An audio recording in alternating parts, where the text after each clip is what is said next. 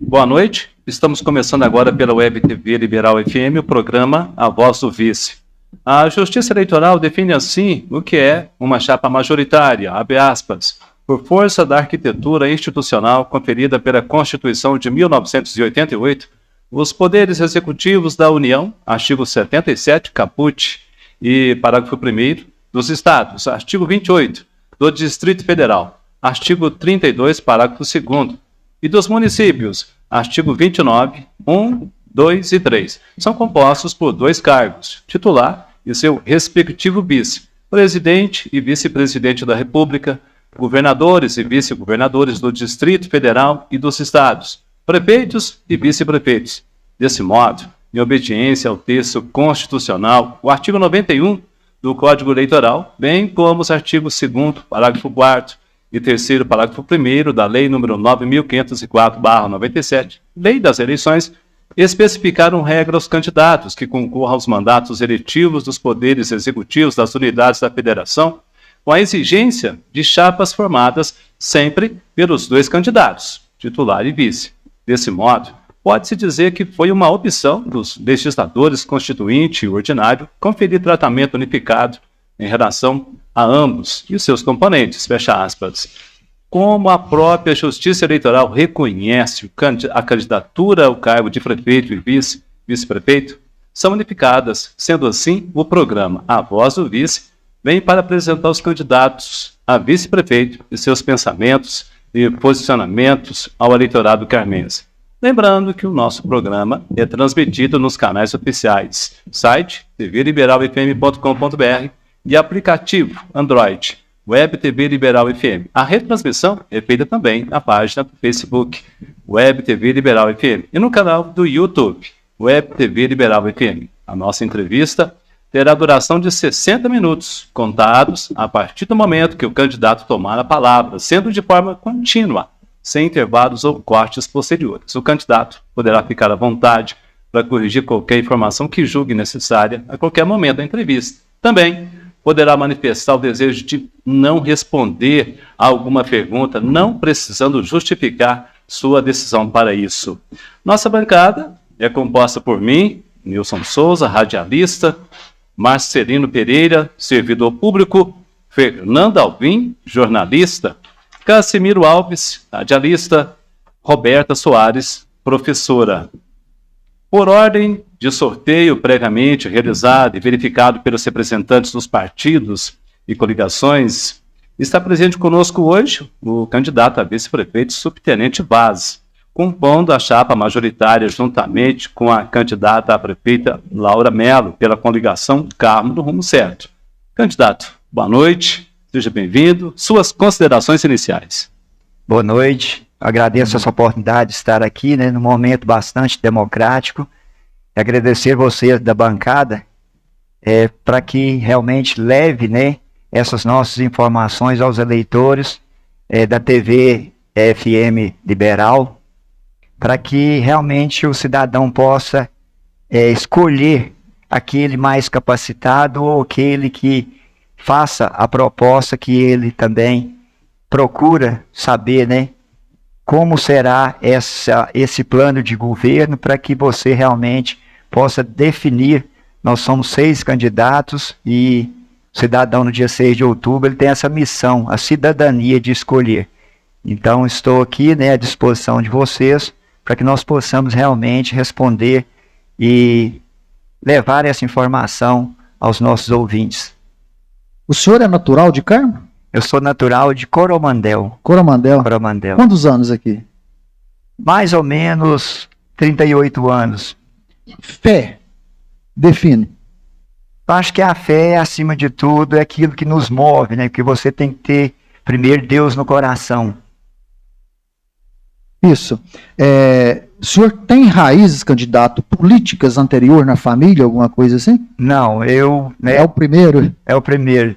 Desde pequeno, assim, quando estudava lá no ensino médio, algumas características minhas como líderes, me colocava de líder de classe, depois isso veio aflorar depois que eu estava terminando meu Na período. família, não? Na família, não. Não. Historicamente, vice não termina bem o mandato com seus mandatários em Carmo Paranaíba. O senhor tem pensado nisso?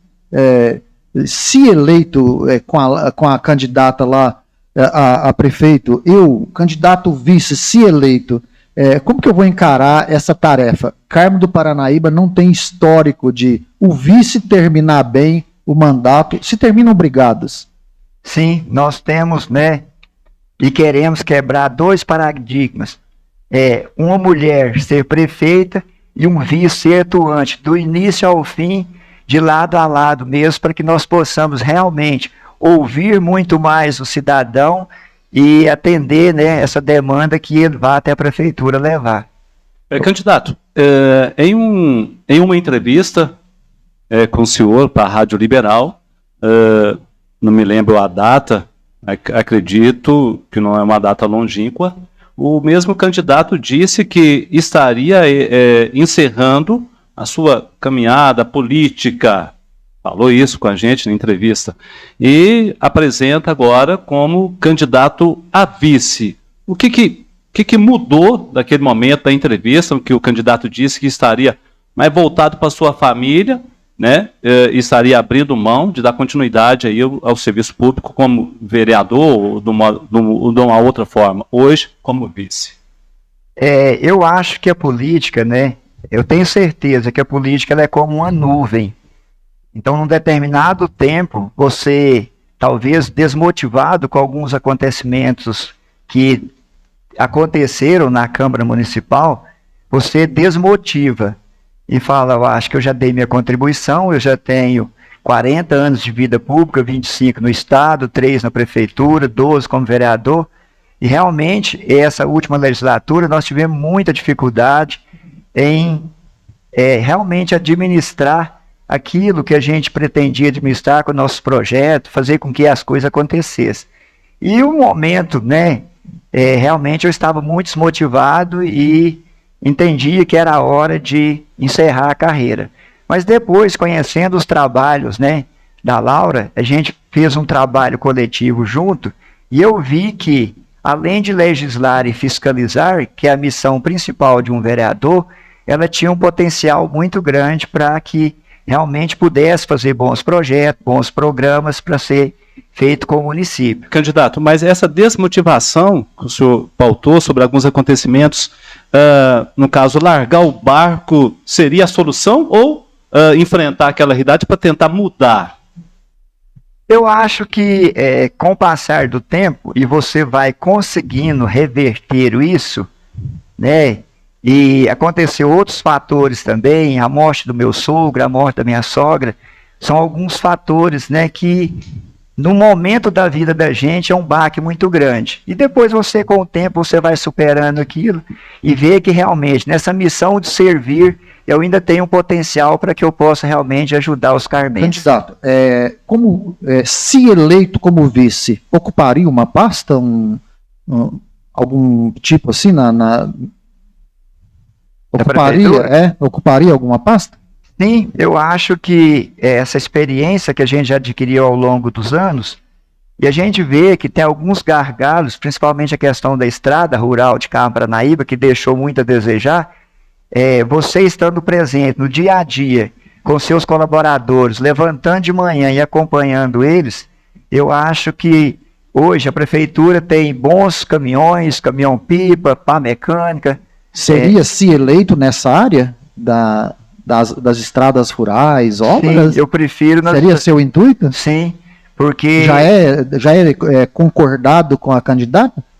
É uma área que a gente precisa muito, e assim, falar em concordar totalmente com ela ainda não, mas é o nosso pensamento ser bastante útil, e o que a gente aprendeu visitando as cidades vizinhas, eu acho que dá certo de trabalhar e fazer E eu prefiro, né, que chegue lá nesse momento, a gente vá para essa área aí, que é o maior gargalo que a prefeitura tem hoje. Candidato, o senhor já levantou uma questão estradas rurais. E eu já me adianto na questão do script das perguntas. O agro é vilão ou produção? Produção. Nossa cidade, indústria ou agro? A característica do município é agro, mas a indústria também, o agro e a indústria pode caminhar junto. Então, eu acho que seja bem-vinda a indústria, seja bem-vindo o agro, mas que realmente o nosso município é agro e que dê esse característica potencial. rural. Candidato, eu tenho ouvido falar ao longo do tempo, né, desde muito tempo, da necessidade de implantar um distrito industrial em Carmo do Paranaíba.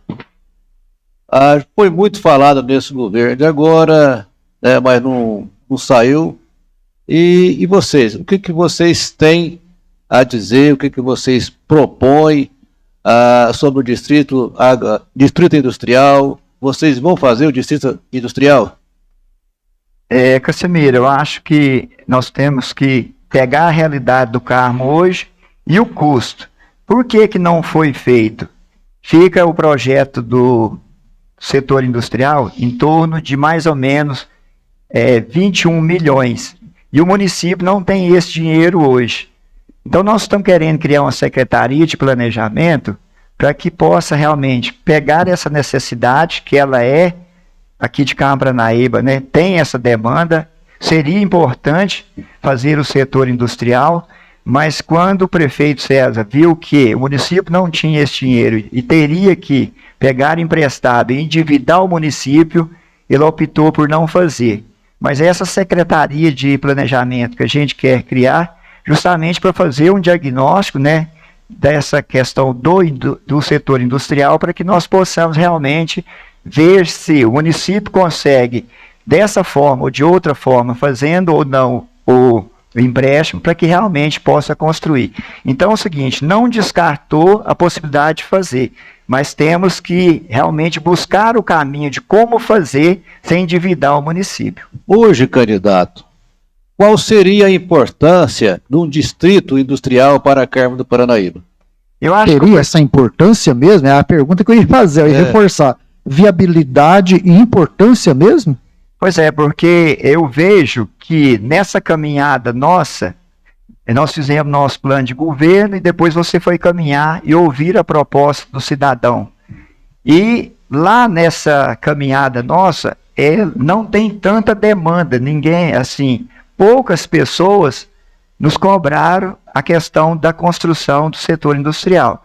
Mas é sabido que no passado de Carmo Paranaíba, a justiça notificou alguns, né, empreendedores para que realmente eles tirassem a empresa dele do centro da cidade, de algum bairro residencial. Então eu acho que mesmo agora nessa caminhada, sendo pequeno esse pedido, né, através dos empreendedores, mas é bom sim tirar essa empresa do setor residencial e levar para um lugar apropriado. Então a gente tem que analisar o custo-benefício disso, né? Mas que tem demanda, tem, e eu acho que é importante, sim. A importância, né? Sim. Eu vou começar pela segurança.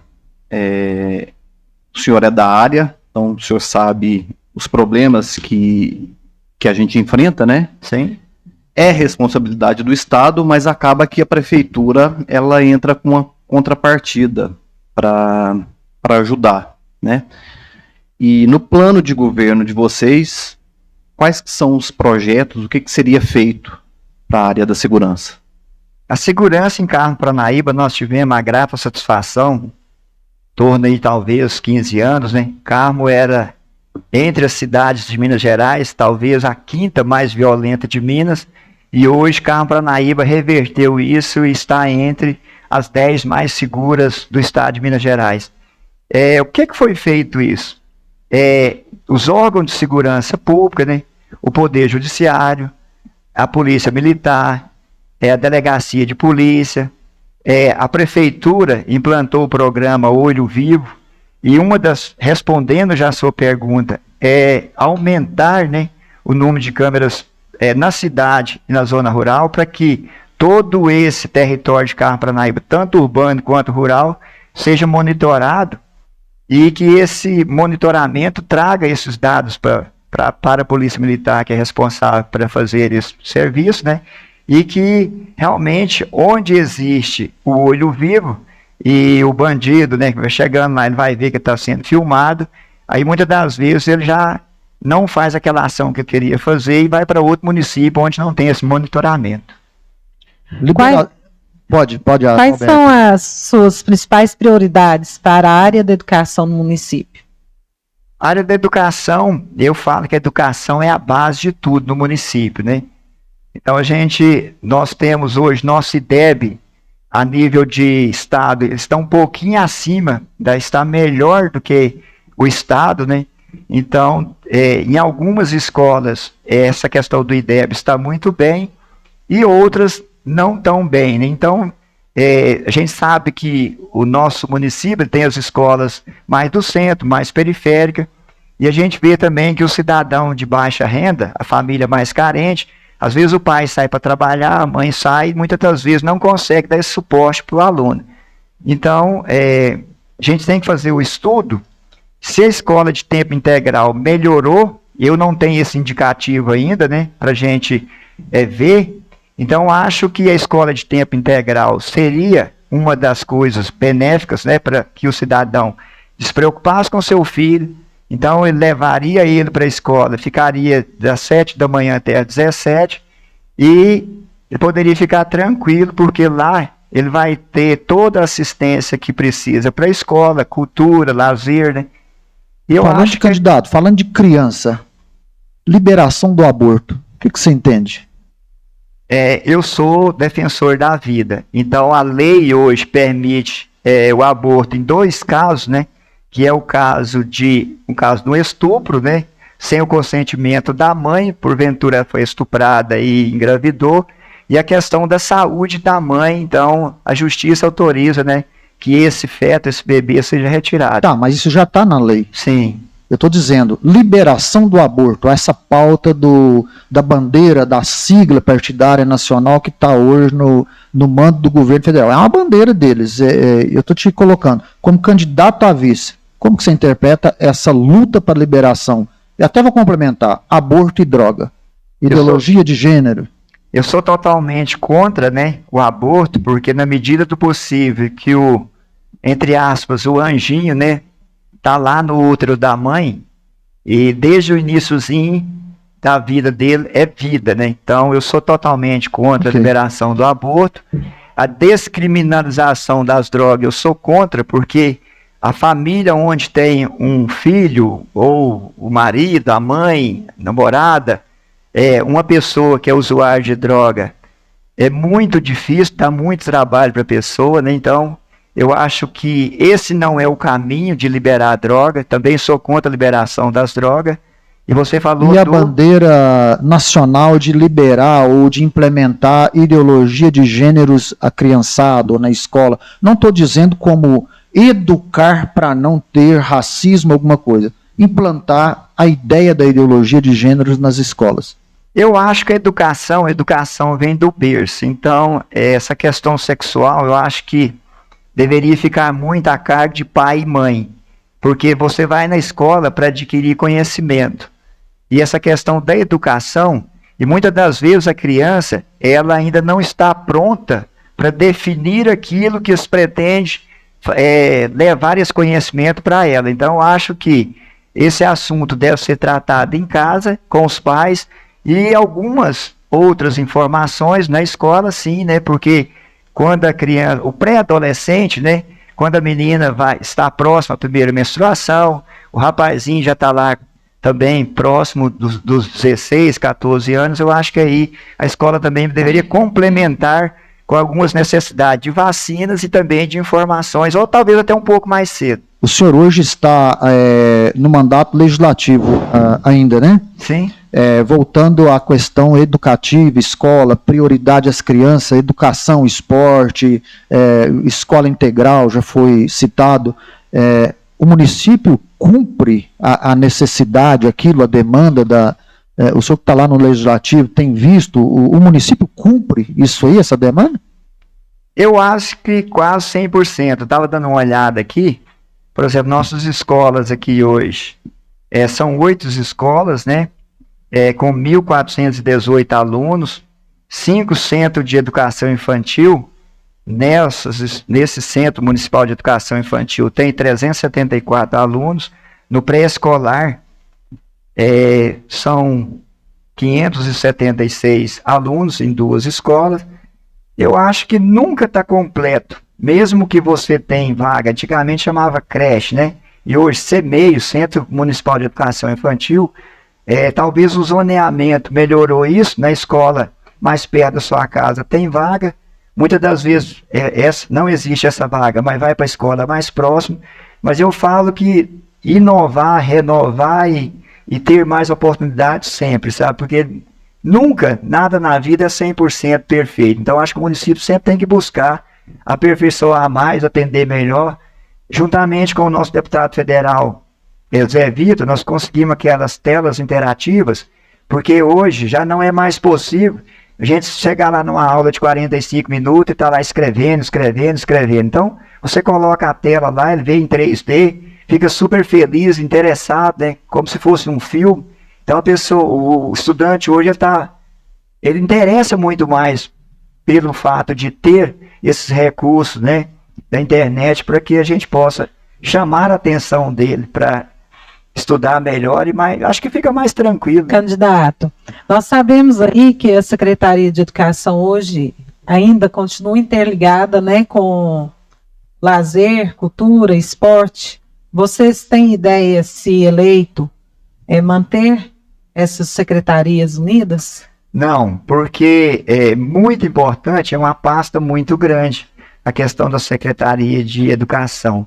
E a cultura, nos últimos anos, graças a Deus, Carmo teve, né, muitos eventos culturais e cresceu bastante a demanda desses eventos culturais. Então, nosso plano de governo pretende que, além da criação dessa Secretaria de Planejamento, também seja desmembrado Secretaria de Cultura com a Secretaria de Educação. Questão de cultura, do que está sendo pautado, história, como o candidato vê essa questão no município?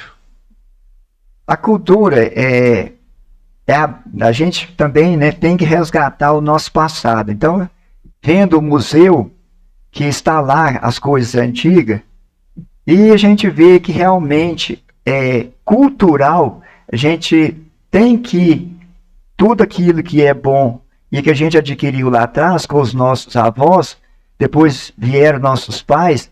Então você tem que ter aquela raiz, né, culturalmente, eu sou a favor disso, eu gosto disso, ou daquilo, e essa cultura a gente tem que preservar.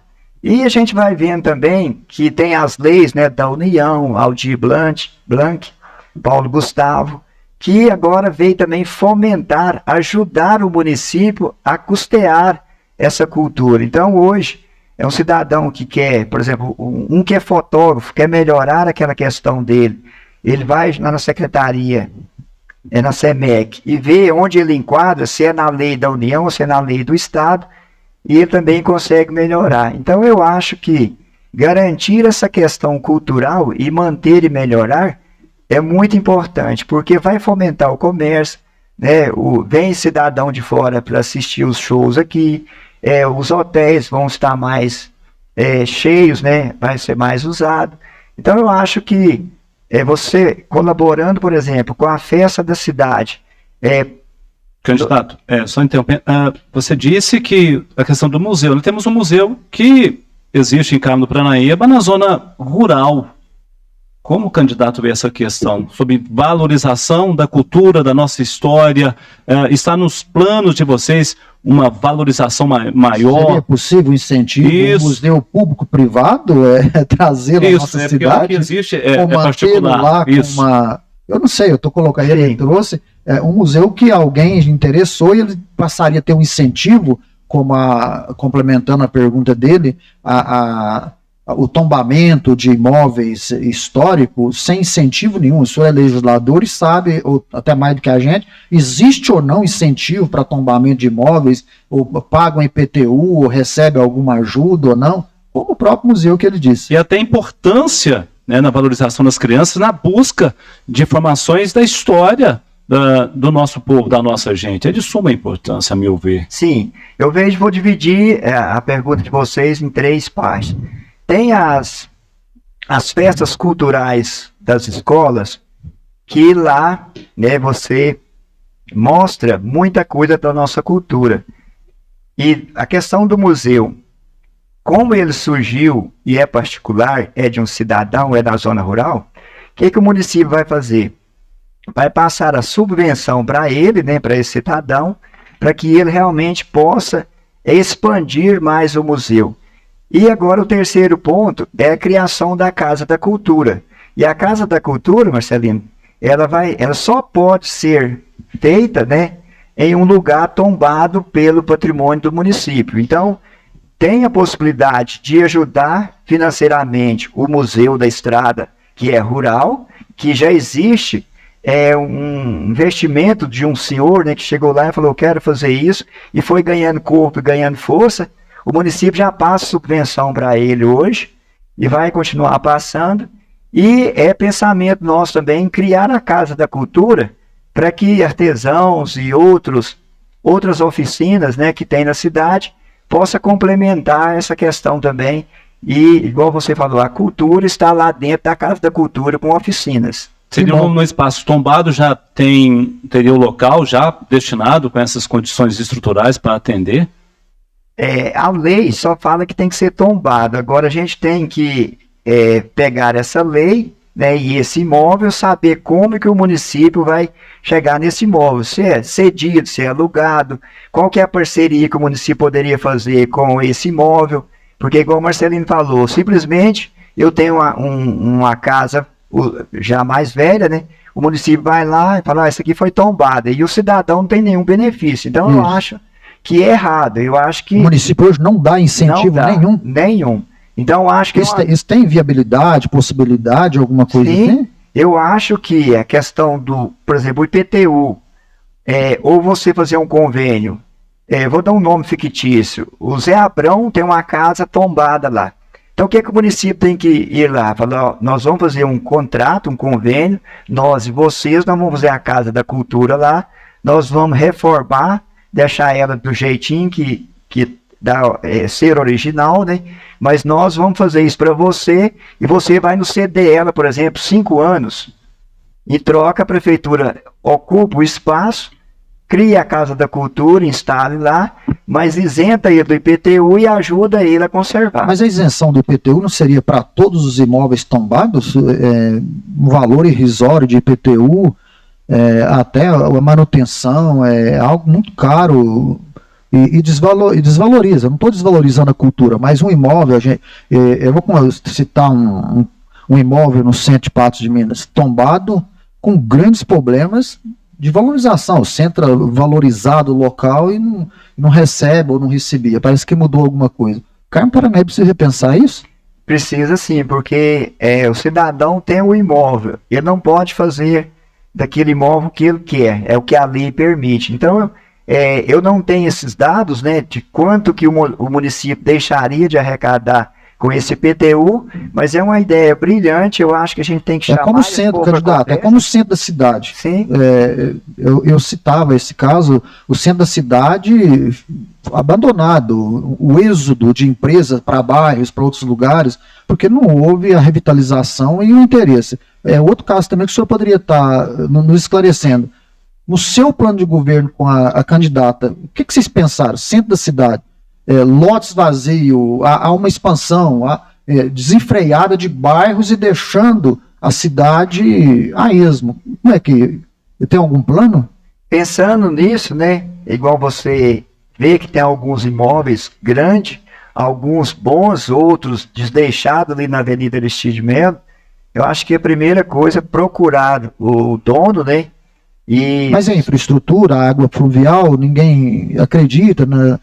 É um transtorno. E até, Sim. só complementando, até a questão do trânsito na parte principal, central da cidade. As vias em si, vias muito estreitas, como trabalhar tudo isso aí?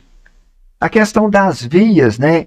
Inclusive a gente estava lá na Avenida Paranaíba e viu que em alguns locais, tipo também a Avenida Frei Gabriel, ainda pode ser feito igual fez na Avenida Lenheiros.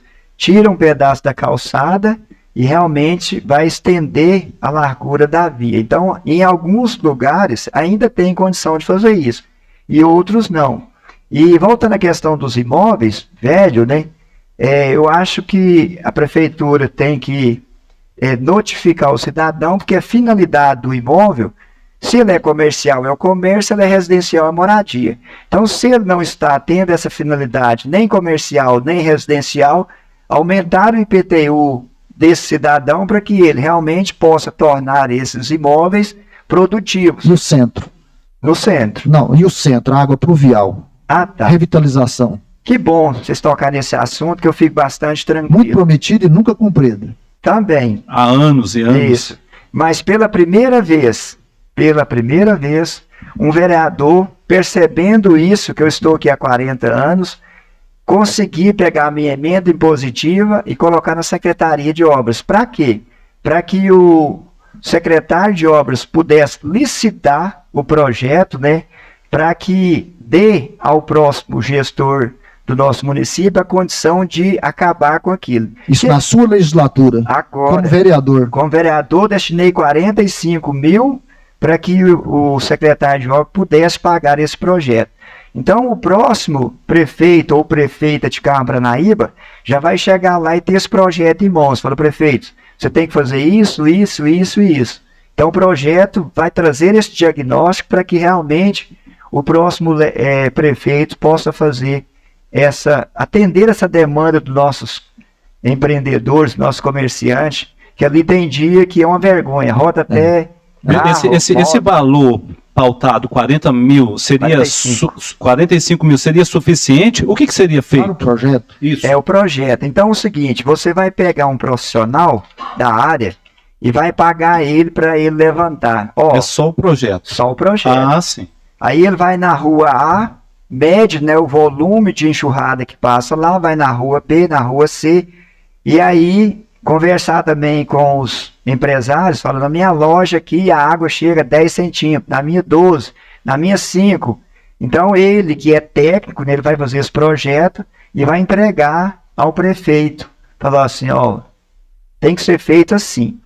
E para que isso seja feito, o nosso pensamento é cadastrar Carmo do Paranaíba no PAC do governo federal, porque lá tem verbas que não são usadas, e o município estando cadastrado é uma obra muito cara. Mas precisa do projeto. Precisa do projeto e precisa você falar assim, ó, terminando o projeto, o cidadão fala que tem que fazer, aí dá tecnicamente você aquilo que tem que fazer. Seria o primeiro passo. Primeiro passo. E depois você descobrir, para fazer aquilo que o projeto te trouxe, né, de conhecimento, quanto gastaria.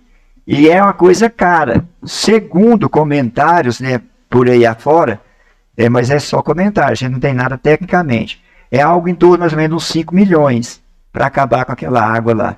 Mas algum dia alguém vai ter que fazer alguma Pelo coisa. problema vai ter é que barato. buscar.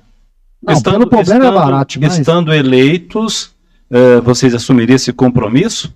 Sim, De inclusive. resolver esse problema das águas das chuvas, Sim, principalmente no centro? porque a primeira coisa é você ter esse diagnóstico, esse projeto. Tem que fazer algo desse jeito.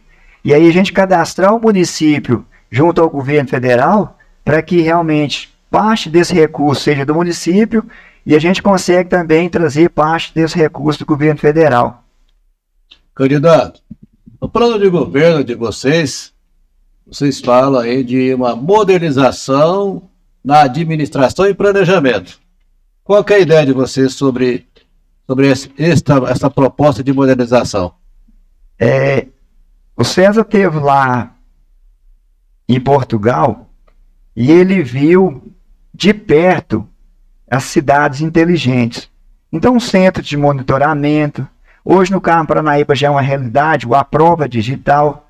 você, por exemplo, vai requerer um alvará para abrir uma empresa, você não precisa ir lá na prefeitura fisicamente lá solicitar esse alvará. Então você solicita pelos canais da prefeitura.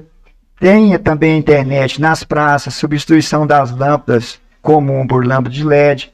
A energia a energia solar, né, também é possível fazer nesse mesmo sentido. As câmeras de segurança que colocou na cidade, colocou lá fora.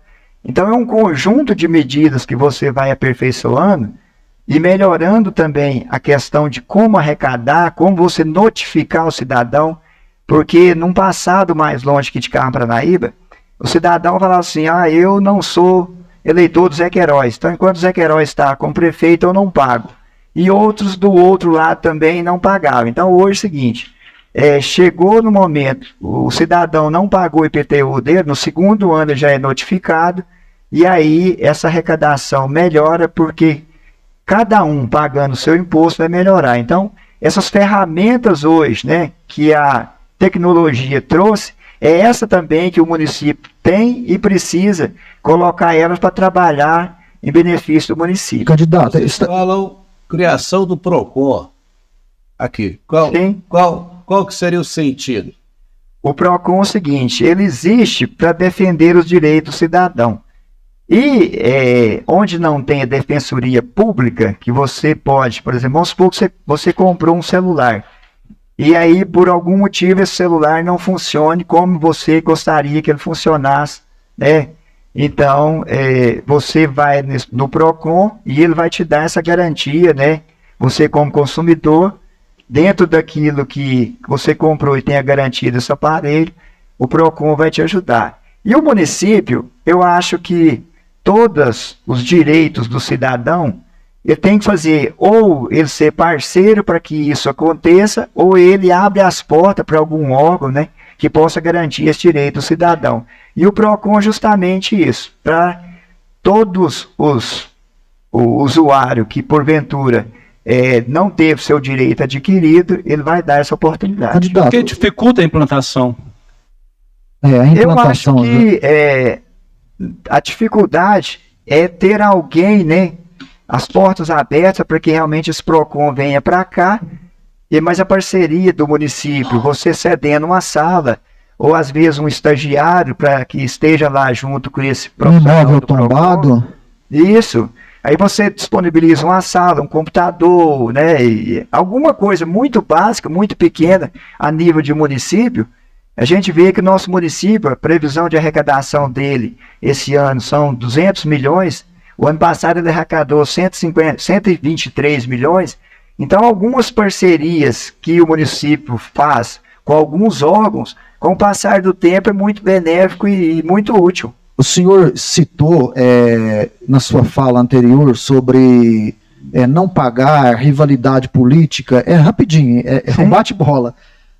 Eu tenho essa pergunta aqui, eu não tenho feito ela muito, mas o senhor abriu uma brecha para me sentir o candidato hoje e como legislador. A violência política no Carmo é notória, ela é verbal, as vias de fato, sempre como o senhor tem visto hoje, melhorou essa rivalidade, até porque as últimas eleições deu uma mudada muito grande. O que o senhor vê hoje na política, essa drástica, esse embate político nas ruas, na cidade? Eu vejo, assim, muito tranquilo e tenho... Mudou muito? Mudou muito, e essa questão de, mais ou menos, né, o nível de escolaridade dos candidatos, mais ou menos a idade desses candidatos são mais ou menos parecidas, eu acho que isso mudou. Quando lá atrás tinha PFL, né, e PMDB, um soltava foguete dentro da casa do outro, né, chegava e falava assim, não, agora o fulano perdeu, a gente tem que fazer isso, fazer aquilo. Eu acho que isso mudou muito. Vocês como candidatos são bem recebidos por outras siglas, outros lugares, que era muito demarcado, hoje é bem recebido? Sim, eu acho que a não ser aquele que é bem radical mesmo, que chega e dá uma olhada, por exemplo, o meu 22, dá uma olhada assim, vai, isso aí não. Mas são muito poucos, sabe, a pessoa que faz desse jeito. Então, Mas não chega aquelas violências políticas mais. não, isso aí eu acho que praticamente acabou. Um ou outro candidato, às vezes num momento mais de irritação, tem feito aí algumas bobagens e tal, mas eu acho que isso vai ser o mínimo esse ano, sabe? Vai ser uma campanha bem ética, bem respeitosa. Candidato, o nosso plano diretor, ele foi atualizado esse ano, né? Era uma coisa que teria que ter sido feita lá em 2016, conforme a legislação. E dentro dessa minuta, uma das novidades foi o zoneamento, né? Para o desenvolvimento do município. Esse zoneamento que o senhor até já citou aí. Quais que são as outras melhorias que o senhor acha que poderia colocar nesse plano diretor que traria um desenvolvimento melhor para o município? Que bom que eu acompanhei do plano diretor. Eu acredito que aproximadamente, talvez umas 20 reuniões, né? Eu participei de quase todas.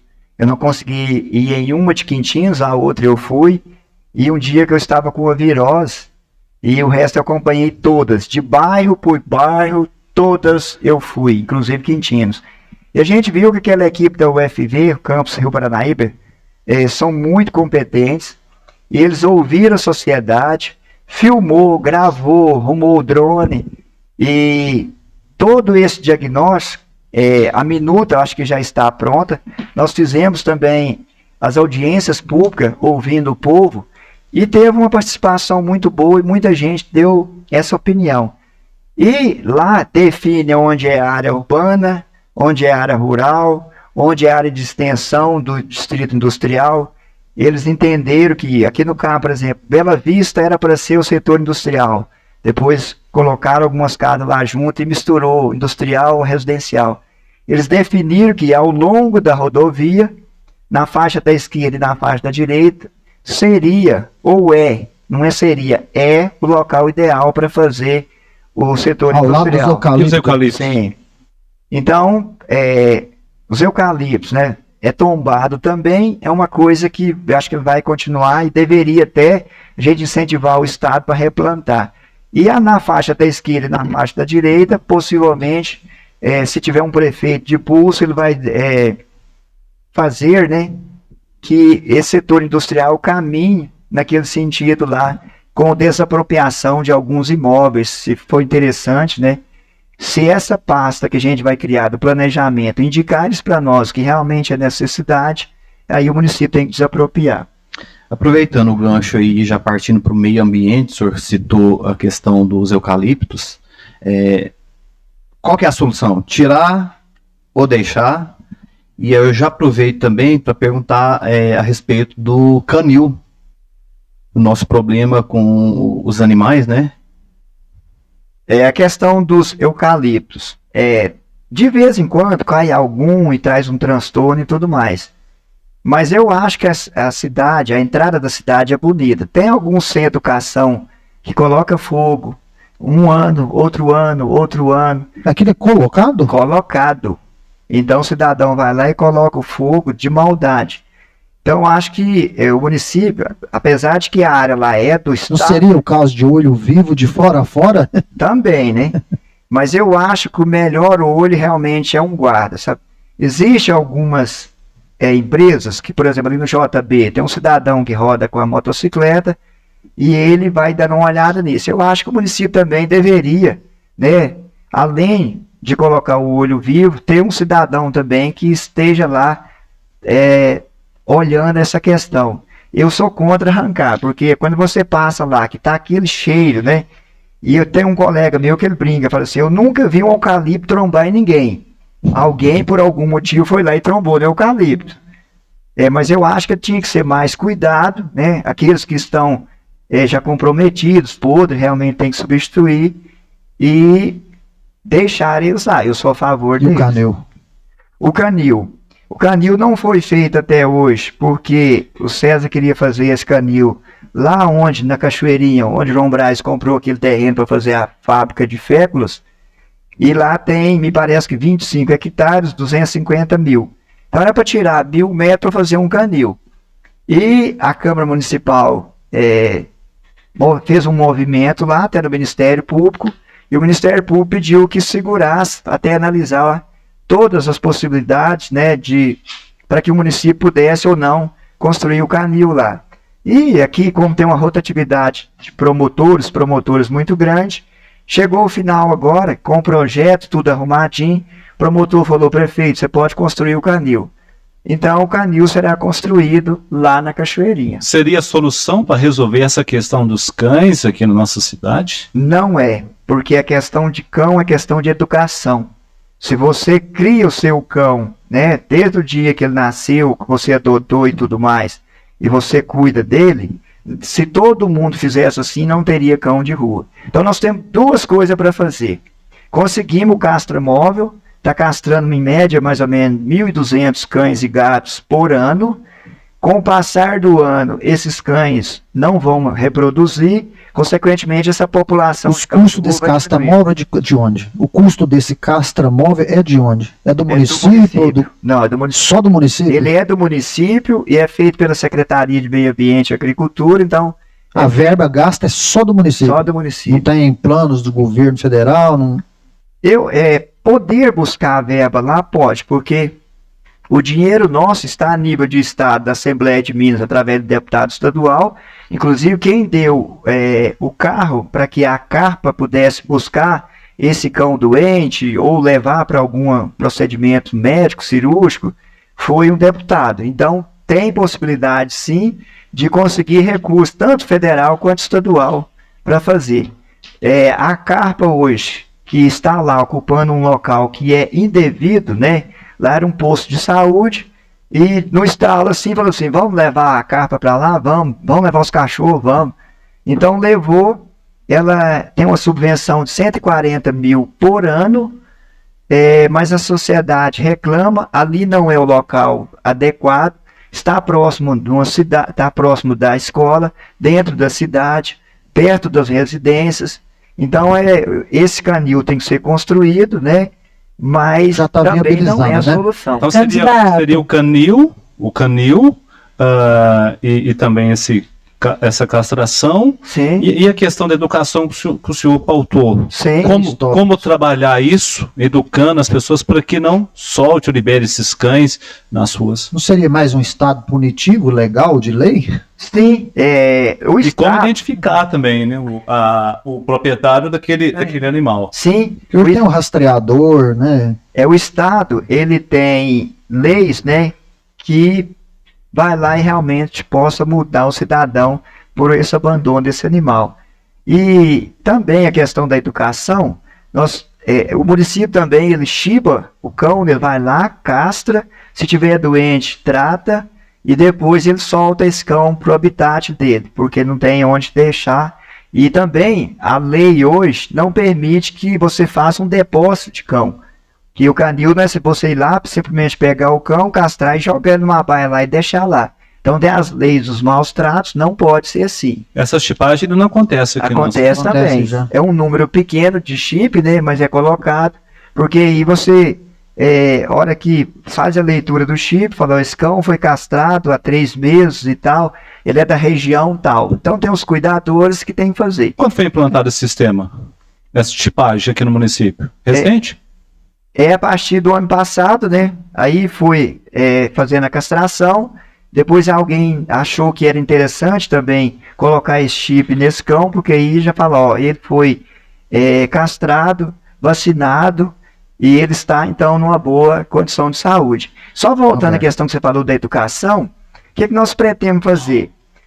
Uma vez que você castrou esse animal, tratou ele, vacinou, você fazer cão-minhada, feira de cão, alguma coisa nesse sentido, leva o cão bonito, a cadela, né, veste uma roupinha nele, passa lá o pente nele, arruma ele bem limpinho, leva para fazer essa caminhada, para ver se realmente a sociedade possa adotar um cão.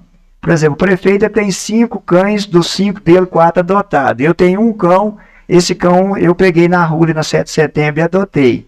Então, nós somos 29.011, corrigindo certinho, né, habitantes de Carmos. Se cada um, a gente pensando que tem mais ou menos aí uns 1.500 cães de rua, se cada um adotasse um, faltaria cão para adotar, mas é o contrário, né?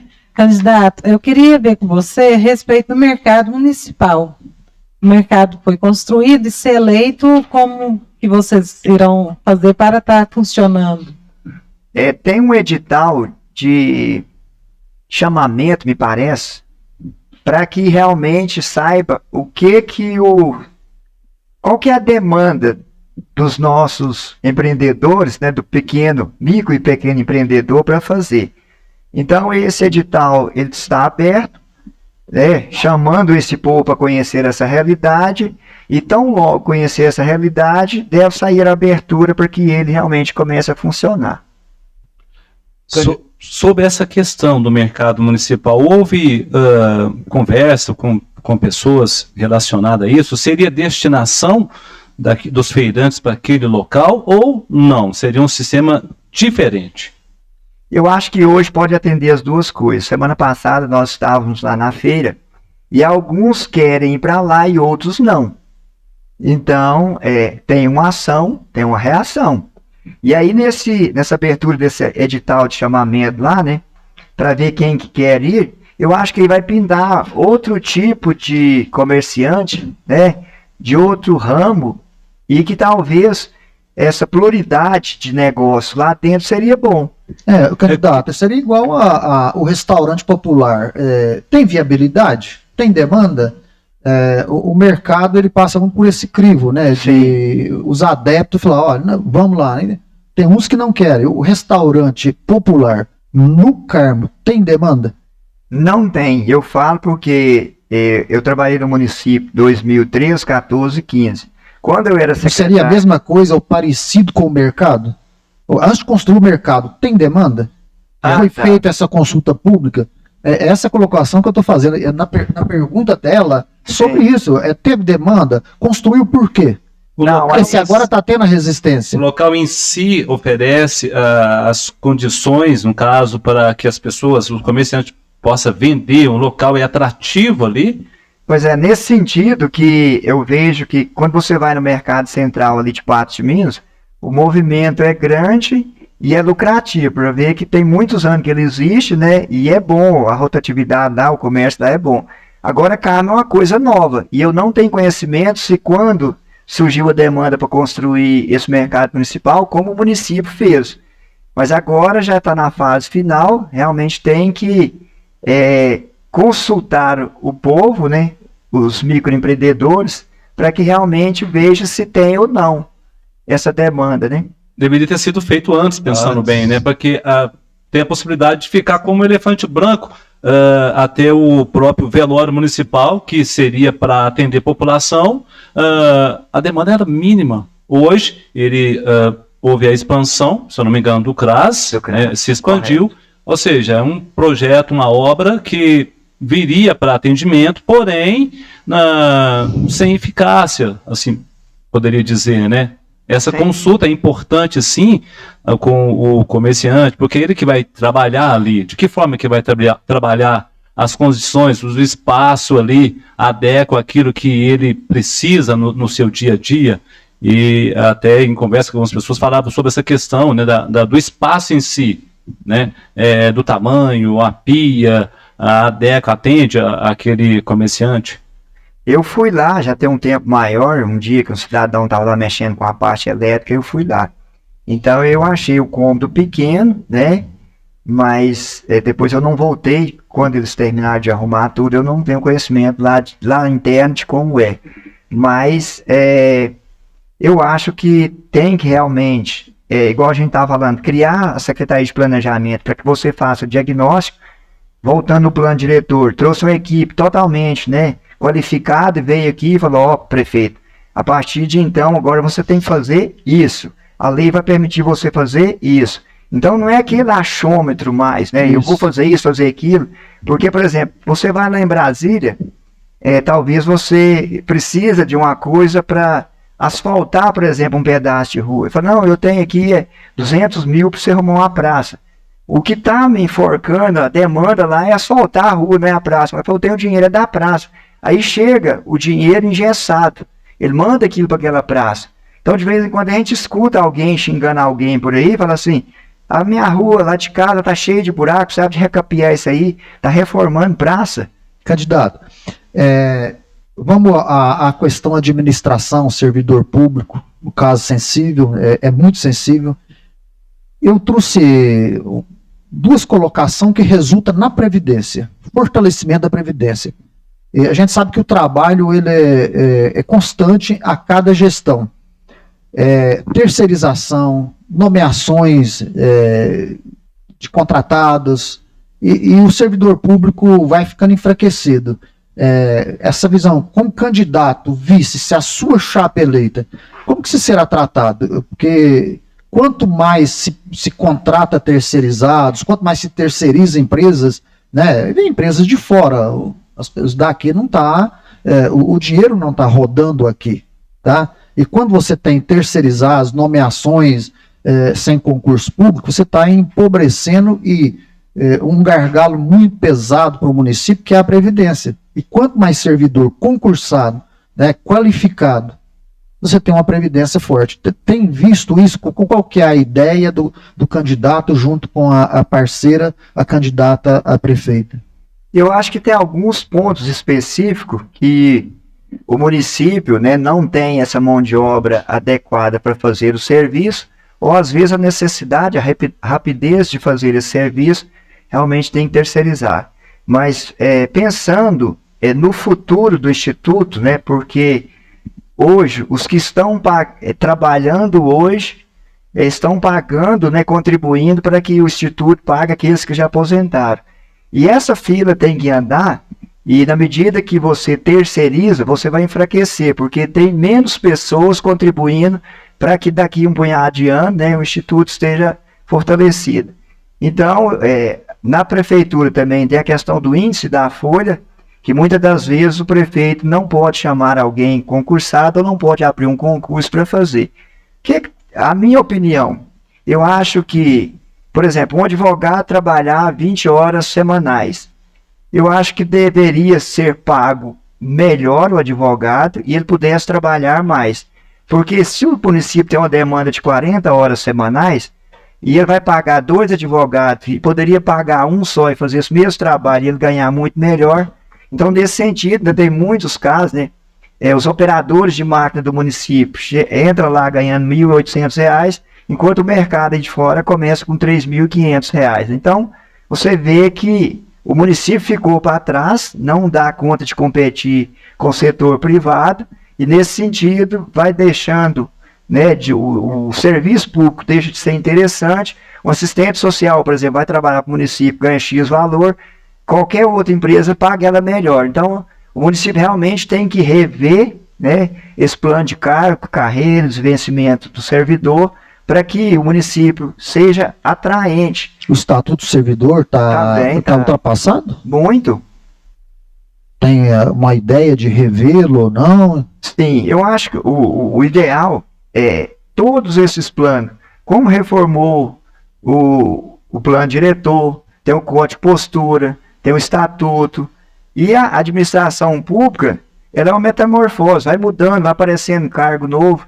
Esse dia estávamos com o nosso deputado federal, ele falou que hoje, a criança que está lá com 5 anos, fazendo o primeiro ano hoje, lá na escola, quando ele chegar daqui mais ou menos 20 anos, porque ele for trabalhar, 65% dessas crianças de hoje vai trabalhar em umas profissões que não existem hoje. 65%.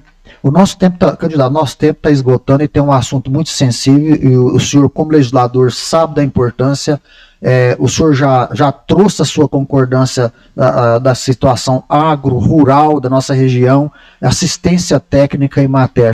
Teve uma época de louvor para o pequeno produtor. O senhor falou de estradas, de manutenção, que tudo vai auxiliar o pequeno produtor, mas a Emater, a assistência técnica massiva lá junto com o produtor, ela teve presente na nossa região e foi um sucesso. Hoje, como que ela está e como que o futuro, como candidato, o nosso tempo está esgotando, nós precisamos ser rápido na resposta para as considerações. O que o senhor tem visto isso hoje no plano de governo, ou o que tem em vista, ou por que a Emater não está nos planos do município hoje? Tinha verbas, eu estou perguntando, tinha verbas naquela época específica para a matéria atuar? Tem, a não ser um passado mais sombrio, mais longo aí, que o prefeito achou que a Emater não era útil para o município e mandou ela embora daqui, mas depois os demais abraçaram e tem. Então é o seguinte, a agricultura familiar, considerando que aqui no Carmo não tem grandes propriedades, né? A maior parte é médio e menor ainda, né? O tamanho da posse do terreno é chácara, sítio. Então a Emater é muito importante nessa questão aí. E o município, cada ano mais, faz o convênio com a Emater, chama de fomentar esse convênio, aumentar essa parceria. Ele existe hoje? Existe. Eu não anotei, não tem assim, o valor, mas ele é melhorado ano a ano, e a gente ficou muito feliz da TEA. Ela não é a gestora ou é a gestora das associações, aquele incentivo? Ela é uma colaboradora. E, geralmente, o Conselho Municipal de Desenvolvimento Rural, CMDR, a TEA, né, foi uma das que ajudou demais essas associações. E é muito importante, uma vez por mês, eles reúnem, levantam essa demanda e essa demanda é cobrada do poder público. E essa garantia de que a Emater vai ser cada dia melhor e parceira, a gente tem e vai continuar, porque é muito importante, porque o nosso município é agro. Candidato, nosso tempo termina e espaço para suas considerações finais. Eu quero, né, agradecer vocês por essa oportunidade. É bom demais a democracia, governo do povo para o povo. E a gente faz um plano de trabalho, a princípio a gente fez ele técnico, ouvindo os técnicos do município. A Roberta teve o privilégio de passar por lá, sabe a dificuldade que é, né, Roberta, fazer muita coisa sem dinheiro. E tem muitos sonhos, muitos projetos, muitos programas, mas às vezes barra no financeiro, né? Então, o que a gente tem que fazer é o seguinte, ouvir mais a sociedade, buscar essa parceria com pessoas que queiram, né, vestir essa camisa do Carmo, que é uma Carmo do Paranaíba melhor, mais segura, mais empreendedora. Tem a Sala Mineira do Empreendedorismo, que você, como empreendedor, vai lá, qualifica.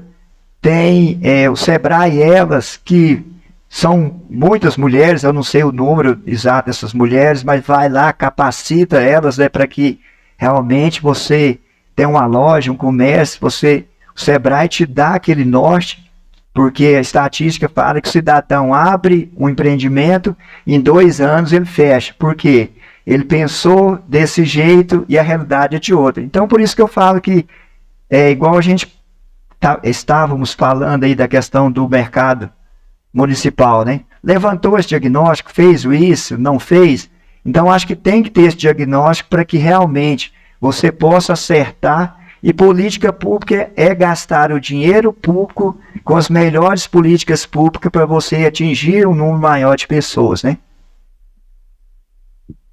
E tem mais perguntas? Posso continuar? Isso aí, é um belo encerramento, bela fala, e o dinheiro público, eu quero que o senhor repita, é poético, o dinheiro público. Pois é, esse dinheiro público você tem que aplicar em política pública para que possa atender mais pessoas de um modo coletivo. E uma coisa racional, bem dentro daquilo que é necessário, né? Isso.